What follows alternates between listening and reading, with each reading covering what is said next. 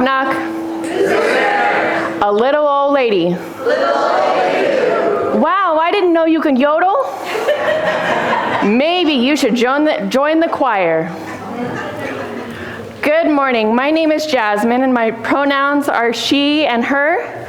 I serve this church as a member of the choir, as secretary for the Covenant of Unitarian Universalist Pagans, and often host Friday night game nights. Before we blend our voices in song, a few reminders. If you are visiting us for the first time today, you are especially welcome. Go to the visitors table by the door, and you can help get you oriented if you have any questions. If you have little ones, our greeters can show you the way to the nursery, which is available during the service for children 6 and younger.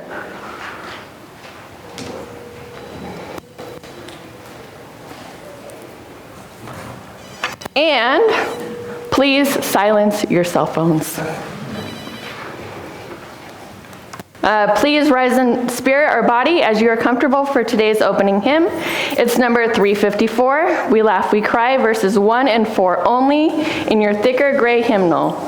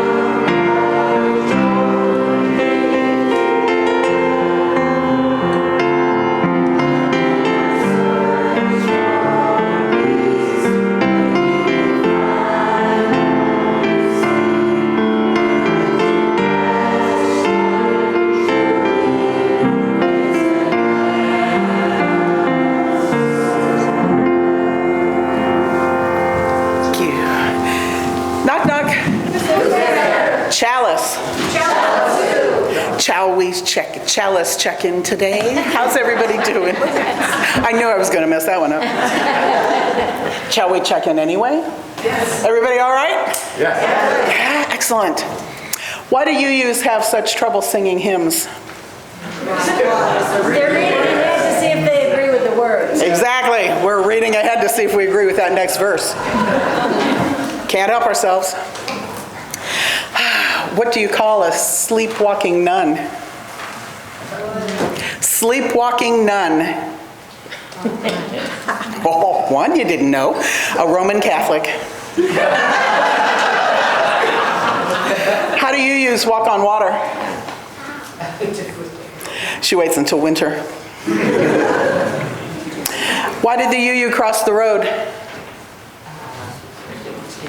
To form a committee? Close. Show the chicken he can do it. To support the chicken in its path on its own.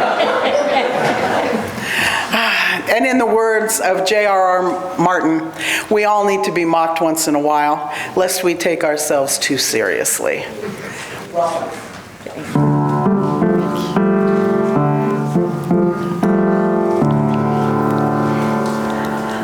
Welcome to Holston Valley Unitarian Universalist Church. My name is Emily Catt. My pronouns are she and her. If you are with us on the internet, if you are sitting in the chairs around me, we are one community, united in our commitment to each other and to our commitment to live out our principles in the world. In our pulpit this morning is awesome Eric Coleman, who will speak on the topic of holy, holy humor, the sacred art of not taking ourselves too seriously, in which he reflects on using humor as a form of spiritual resistance and community building. Eric is a board-certified chaplain with the Association for Professional Chaplains, APC, serving at Ballad Health's Level 1 Trauma Center, Johnson City Medical Center, as well as Niswonger Children's Hospital and Woodridge Psychiatric Hospital. He holds dual bachelor's degrees in sociology and religion from Furman University and earned his Master of Divinity from George W. Truett Theological Seminary at Baylor University. Currently, he is pursuing a doctor in ministry in pastoral care and counseling at Gardner-Webb University. Endorsed by the Alliance of Baptists, he approaches faith with a creative spark, integrating art, storytelling, and hands-on engagement into spiritual care.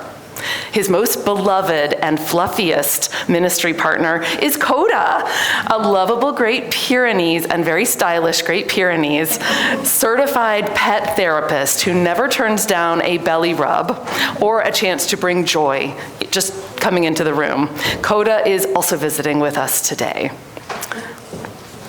So I'm going to invite Ruby to come help us with our chalice lighting. I hear that Ruby loves learning about animals and animal care and wants to be a zoologist. Yes, yes. Her favorite joke, play along with me, goes like this. Knock, knock. Who's there? Mr. Potato Man. Mr. Potato Man. Who? Knock, knock. Who's there? Mr. Potato Man. Mr. Potato Man. Yeah, and for Ruby and her friends, you just keep going on like that. It's hilarious. You just keep repeating it. As Ruby lights the chalice, please join me in saying our vision statement that's printed in the bulletin. We work together as a church to transform ourselves, our community, and our world by sharing love, pursuing justice, and speaking wonder. We welcome you, old friends and new, young and old. You are an essential part of our celebration today. Whether today is your first or the 1,000th time Sunday with us, we are stronger because of your presence. We are one people of many beliefs, many origins, sexualities, and genders. We are all growing, all learning, all loved. So just as you are welcome here. And following the idea that we all laugh in the same language, today we are leaning into Eric Coleman's topic with a real example of using humor as a form of resistance and community building. So, once upon a time, in this very world we live in today, there is a city named Portland. Many of the residents of Portland have been leaders in the act of speaking out, using their right to free speech. They speak out against hatred. They speak out against cruelty. They speak out against unjust laws. They speak out in defense of people who don't have power or as much power. They speak truth against lies, or they try to. Portland is known for having protests to speak out on these important topics.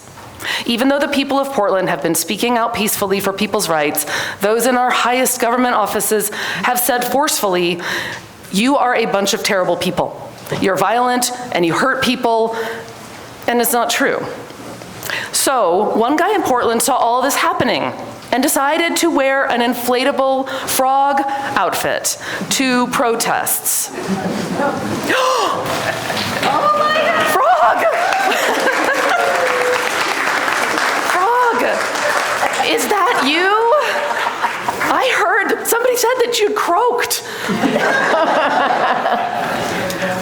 I croak all the time. Ribbit, ribbit. Oh, I'm just so happy that you're here. May I ask you a few questions about your role in protests? Okay, awesome. How did the idea of inflatable costumes at protests get started? A guy named Seth Todd started wearing a costume just like this back in September outside Portland ice facilities. It was a brave thing to do as he stood out so much. He was a sensation on the news. People all over the world saw Seth in this funny frog costume. He was nicknamed the Portland Hopper. So many people really liked what Seth was doing. As the Portland Hopper, he was showing that he and other protesters were not violent.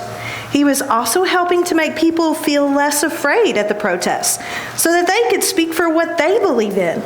And then more folks in frog costumes joined him at protests, and they became known as the Portland Frog Brigade.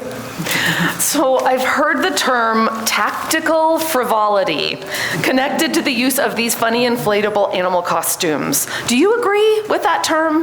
There's a long history of silly tactics helping serious movements. Dressing as frogs and unicorns and turkeys and dinosaurs and more. It removes the bad people's story. We take away their power. We use humor to highlight their absurdity. The primary goal is to mock and weaken the claims made by the wrong side. So sure, tactical frivolity fits. Okay. What impact does this approach have on the overall mood at a protest, do you think? It takes away some of the fear people have about joining protests, and people are like, you know what? It was more fun than I expected. It wasn't as scary as I thought. I think I'll go to the next one. And so there's that element of participation, and folks feel a part of a community. So Jenna, the person that's in the frog right now, what is it like for you when you go to a protest in this costume? When I'm at a protest in an inflatable, I always dance to try to de-escalate any cruelty being hurled at me and to make folks smile. So finally, there are some people responding to the use of inflatables or costumes as stupid or silly and detracting from the message. What would you respond to those negative comments? I would say that joy and happiness is how we stay connected together as a community and how we weather the storm our country and our community is facing. I love being silly with you. Thank you, Frog. Yay, big hand for Frog.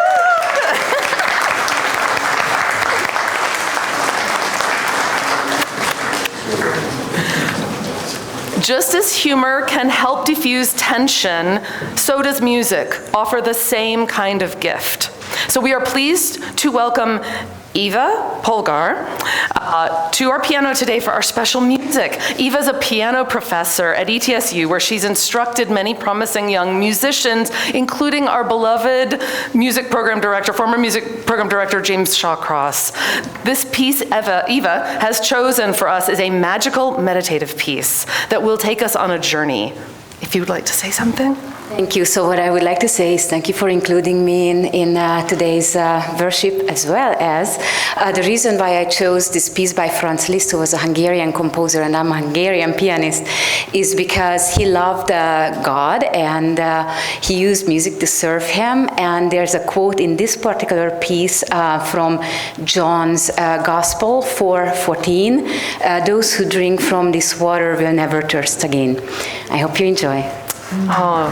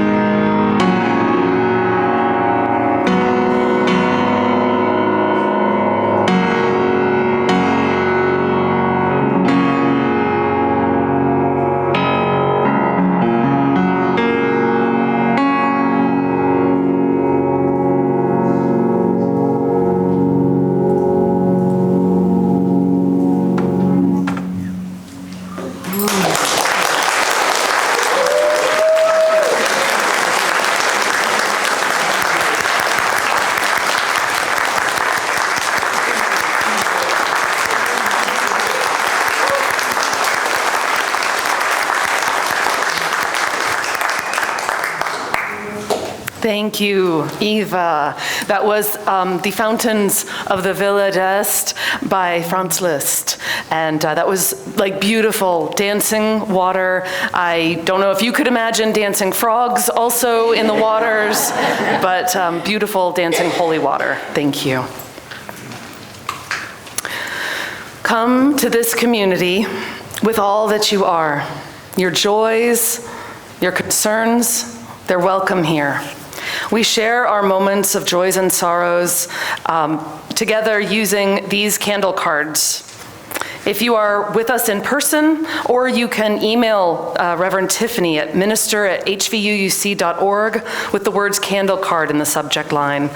Make sure to indicate whether or not you'd like the card read aloud in the service, as I'm about to do, because it is being broadcast publicly on YouTube. I have several. One is a joy, candle of joy for James Floyd Holmes. A joy that he is celebrating being 83 years old today. Just sharing this with the congregation. Happy birthday. Another candle of joy for Bradley. He's been accepted into graduate school. Yay! Attending Gettysburg College online, getting a master's in American history, never a better time. As a result, he will not be participating in services starting in May, but this is only temporary, right? Okay, thank you. Another candle of remembrance. This is for Nicole Gerard. A candle of remembrance for Colonel Bob Gerard, Nicole Gerard's father, who passed away peacefully at home at the age of 88. He loved his family and his country fiercely. And a fourth candle for gratitude with Cindy Hatch. I would like to thank everyone who came to my husband Ray's celebration of life. Those who spoke, those who gave hugs of comfort, and those who helped with the beautiful memorial reception. Just much love, she says, to all of you.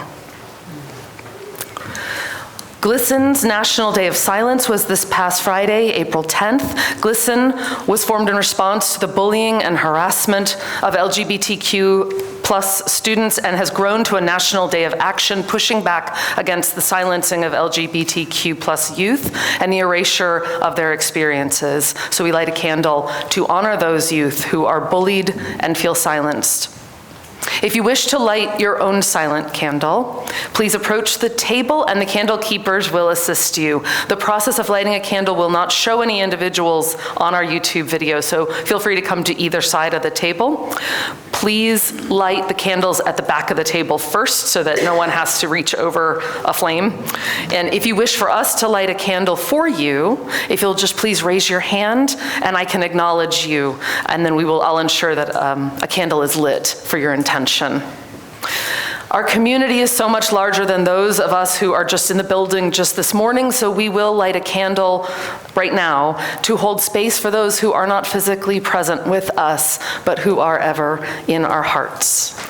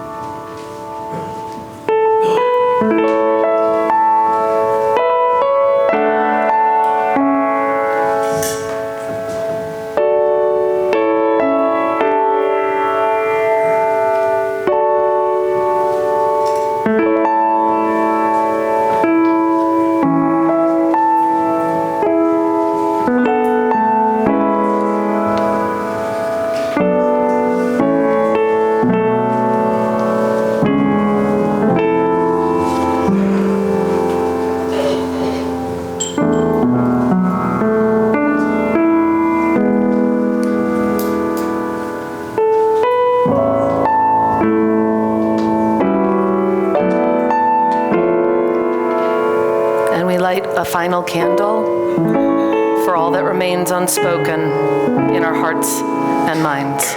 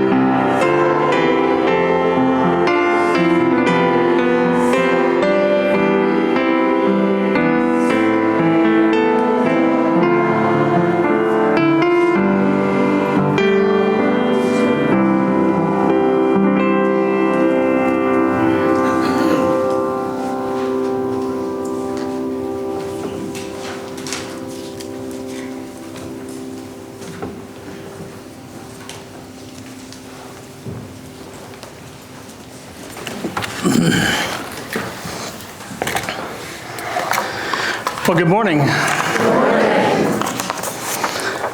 First, I'd like to say thank you for inviting me to be with you guys this morning. Your minister, Tiffany, and I have had a long friendship, and she is a very dear, dear friend. Also, thank you for Ava for sharing that gift. I swear you must have 8 fingers on each hand. The list is really tough. This morning, the sermon topic, Holy Humor, comes out of a tradition from the Christian church in that it used to be called the Easter laugh or Bright Sunday. The thing was, it was a laughing at the devil because Christ resurrected. This joke on Death Sunday was a huge hit, as you can imagine. And ministers and parish leaders started telling jokes and having fun and laughing in church. And just like most things in the church, if you have too much fun with it, we make it illegal. So it was banned, and it fell out of practice. But thankfully, there are congregations that revived this tradition. One key influence was Madeleine L'Engle, and writers and preachers who emphasized joy, creativity, and dare I say playfulness in faith. So I want to begin with a question. Is it okay to laugh in a place like this? Yes. Yes. In a hospital? Yes. In the middle of everything that we carry? Yes. Because many of us were taught, either explicitly or quietly, that sacred spaces are serious spaces. They're reverent, they're composed. And yet, if you spend any time in hospital rooms, you learn very quickly, humans don't stop being human just because they're suffering. We still tell stories. We still tease each other, and sometimes, unexpectedly, we laugh. A patient once asked me for a surgery, "Chaplain, will I play the piano after this?" I said, "Yes, that's what the doctor has said." He smiled and said, "Well, that's amazing. I never could before." In chaplaincy, you learn that humor often shows up in places where you least expect it. Not as denial, but survival. I remember sitting in an ICU room with a family during a long, uncertain night. The kind of night where time stretches and every update feels like it might turn the world upside down. No one was talking. Until one daughter said, "Do you know what Dad would say if he could see us right now?" People began to look up. He'd say, "Why are you all sitting together quietly? Did somebody die?" And the room, this room full of fear and love and exhaustion, laughed. Not because anything was resolved, but because something inside them was still alive. That's what I've come to understand. Laughter doesn't mean things are okay. It means something in us is still reaching for life. Psychiatrist Viktor Frankl, who survived unimaginable suffering, once wrote that humor creates a small space between ourselves and pain. And sometimes that small space is enough just to take the next breath. Now, to be clear, because this matters, not all humor is healing. There is humor that avoids, humor that minimizes, humor that wounds, which we've seen in our current administration all too often. That's not the kind of humor we're talking about here today.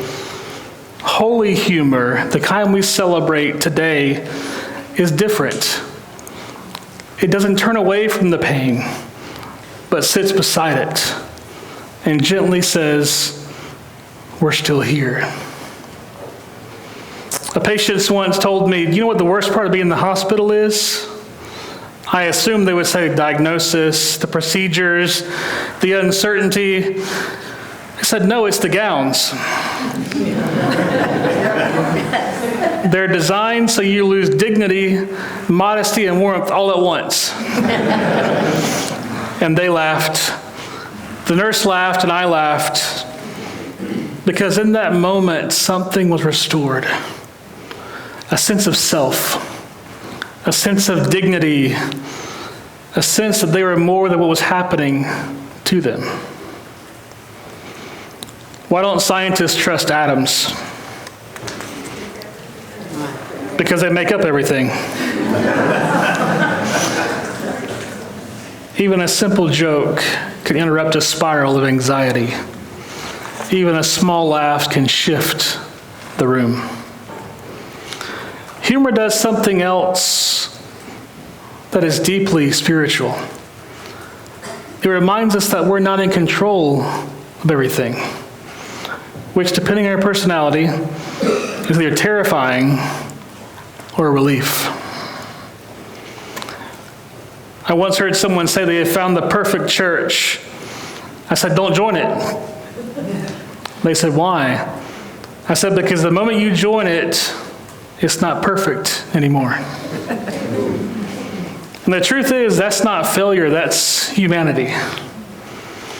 In hospital rooms, perfection is not the goal. Presence is. Connection is, and sometimes laughter is the quickest way to get there. I remember a patient who was going to MRI. They looked at me and said, "I'm not afraid of the scan. I'm afraid I'll start thinking about snacks. And the machine will pick up popcorn." Even in anxiety, humor makes space. And that space matters because without it, everything becomes too heavy to carry. There's a story often told by Desmond Tutu during the struggle in South Africa. When asked how he kept going, he spoke about what he called a kind of cosmic laughter. A laughter that doesn't ignore injustice, but refuses to believe it gets the last word. A laughter that says, this is not the end of the story. As a chaplain, I see that kind of laughter, not loud, not constant, but real. A quiet defiance, a way of saying this diagnosis, this loss, this fear is not all that I am. I tried to get coffee once. lasted 7 minutes, which in hospital time is practically a lifetime. But humor isn't just about relief, it's about connection. I once saw a family gathered after a death, heavy grief, deep love, and someone said, well, if he's meeting St. Peter right now, he's trying to sell him something. Their dad had been a salesman his entire life. The room filled with laughter, and then tears, then laughter again, because that's how grief works. It doesn't move in straight lines. And sometimes laughter is what allows grief to move at all. So what does this mean for us? It means that laughter is not a failure of seriousness. It's a companion to it. It means that joy is not shallow, it is resilient. It means that when we laugh, especially in the hard moments, we're sharing in something deeply human, and I would say, deeply sacred. A child once said, maybe God made people because God likes a good joke. And honestly, if you spend enough time in a hospital, you start to think that might be true. So today, we make space for laughter, not to ignore what hurts, but to help us carry it. Not to deny reality, but to remind us that reality is bigger than our pain. And in the end, the holiest sound we will hear this week won't be perfect words or polished prayers, but the unexpected, shared, healing sound of people who, even now, can still laugh. As a closing, I would like you to join me in a ritual entitled The Breath of Laughter. So I want you to begin simply by putting your feet on the ground if you're able. Take a slow breath in and let it out. Again, inhale and exhale. Notice that nothing's required of you in this moment except breath. Now, if it feels comfortable, allow a small smile. Not forced, not exaggerated, just a slight softening of the face. A reminder that your body remembers joy. And I invite you now very gently to let a soft chuckle. Doesn't have to be loud. It's simply the sound of life continuing.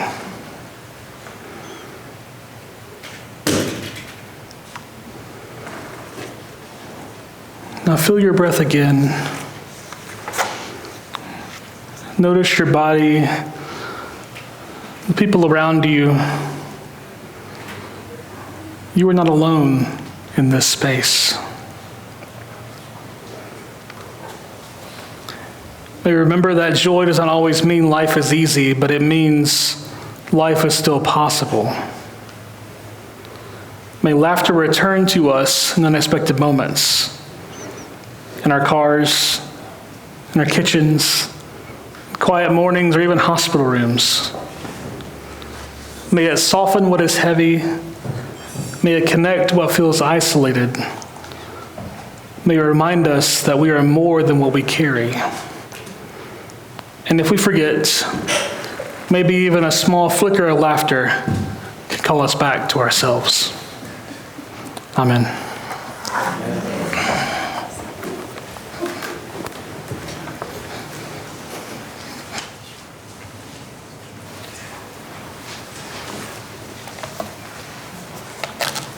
For our chalice extinguishing, we have the poem Inventory by Dorothy Parker, chosen by our guest, Eric. For be the things I am wiser to know, idleness, sorrow, a friend, and a foe. 4 be the things I'd been better without: love, curiosity, freckles, and doubt. 3 be the things I shall never attain: envy, content, and sufficient champagne. 3 be the things I shall have till I die: laughter and hope and a sock in the eye. Knock, knock. Toodle. No, we still have don't say goodbye yet. We still have a couple of bits to go. Thank you for being here with us today. As the writer Annie Lamott said, that laughter is carbonated holiness. And I'm hoping that you got a little bit of carbonated holiness here today. We do have some announcements. All who identify as male are invited to join the men's group April 15th from 6 p.m. to 8 p.m. here in the Fred Ballroom. There will be pizza, and please reach out to the men's group at hvuuc.com with any dietary restrictions or any other details. Bring some small hand tools. Drills, if you were able to. There are, our music committee is dangerously low on volunteers. If you are interested in volunteering, even if your musical bones are needing to be revived, please email music@hvuuc.org.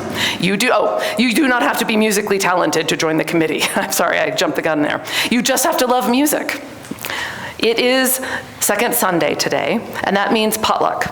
Immediately after service. All are welcome, and there will be more laughter, I believe, on the menu. You can learn more about the many opportunities for fellowship, justice work, and working together by visiting our website, hvuuc.org, and checking out our news and event section.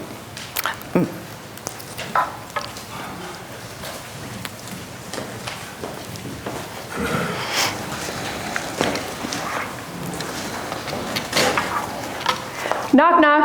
Who's there? Thermos. Thermos who? There must be a better way to get your attention. Our closing hymn for this month is Go Lift It Up, number 1057 in the thin hymnal.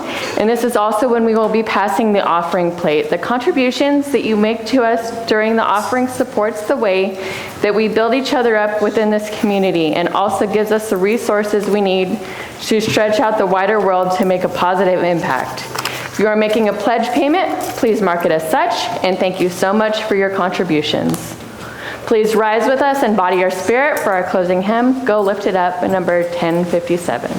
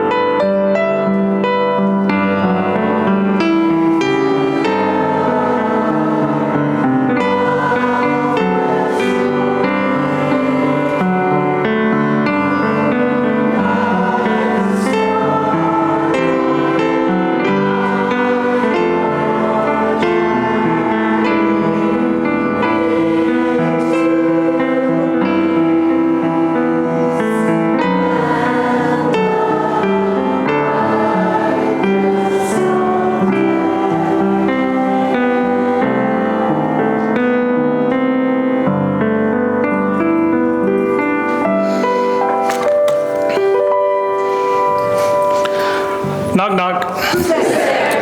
Coda. Could have been anyone, but luckily, it's me. For a closing benediction, I'll offer you the words of Kendall Gibbons. There is finally only one thing required of us. That is to take life whole, the sunlight and shadows together, to live the life that is given to us with humor, courage, and truth. We have such a little moment out of the vastness of time for all our wondering and loving. Therefore, let us be no half-heartedness, but the soul be ardent in its pain, in its yearning, in its praise. Then shall peace enfold our days, and glory shall not fade from our lives. Amen. Yay.